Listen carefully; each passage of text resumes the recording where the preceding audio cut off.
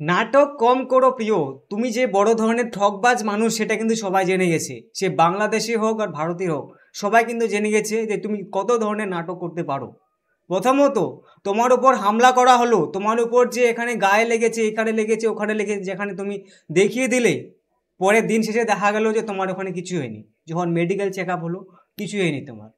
আর এখানে বলা হচ্ছে তোর উপর হামলা হয়েছে। তবে হামলা হওয়ার সময় সিসিটিভি ক্যামেরা ক্যামেরা খেলা চলছে, অতগুলো ফিল্ডিংয়ে, মাঠে, ময়দানে কত মানুষ, দর্শক যেখানে ছিল, সেই দর্শক বলছে কোনো রকমের হামলা হয়নি। আশেপাশে যারা ছিল সবাই বলছে কিছু হয়নি, বাস বসে পড়লো, আর কিছু হয়নি। তাই এই ধরনের নাটক যে শুরু করে ফেলেছে ভারতকে বদনাম করার জন্য, আমি তো বলতে চাই এই ধরনের মানুষ যারা আসে তাদের ভিসাকে ব্যান করে দেওয়া উচিত। কেননা এই ধরনের মানুষ যারা আসছে বরাবরই কিন্তু ভারতকে বদনাম করার জন্যই আসছে।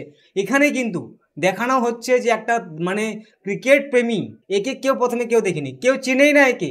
আমি তো বলবো কেউ একে চিনেই না। প্রথমত শোয়েবকে সবাই জানে যে শোয়েব এখানে বাংলাদেশের হয়ে সাপোর্ট করতে আসে, যেখানেই হয় খেলা হয় সেখানে যায়। তবে এই লোককে কিন্তু কোনোদিন কেউ দেখেনি।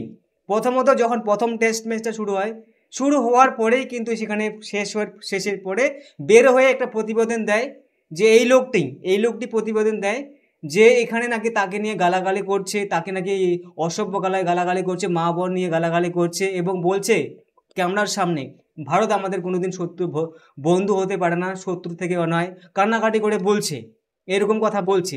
তবে আমি বলতে চাই যত রকমের ইনসিডেন্ট, যত রকমের হামলা, এর উপরে কি হয় কি, শোয়েব তো আছে, শোয়েব তো কোনোদিন বলতে দেখা যায়নি যে ভারত ওকে তার সাথে এরকম আচরণ করেছে। তবে আজকের দিন শেষে খেলার পরে দেখা গেল যে শোয়েবের সাথে ভালোভাবে সবাই ফটোশ্যুট করছে, সবার সাথে ব্যবহার করছে, সেখানে ভারতীয় হোক বা বাংলাদেশি হোক সবাই ফটো ফটো তুলছে, সবাই ভালো ব্যবহার করে। তবে এর সাথে এরকম খারাপ ব্যবহার হয় কেন? কারণটা হচ্ছে এই লোকটা কিন্তু নাটকবাজ লোক, এর সাথে কোনো রকমের কোনো কিছু হয়নি। কেননা অত রকমের সিসিটিভি ক্যামেরা, নানা রকম ফুটেজ, দর্শক সবাই আছে, তাছাড়া খেলার যে ক্যামেরাগুলো আছে, এতগুলো ক্যামেরা থাকা সত্ত্বেও তার উপর হামলা হয়ে গেল কিভাবে?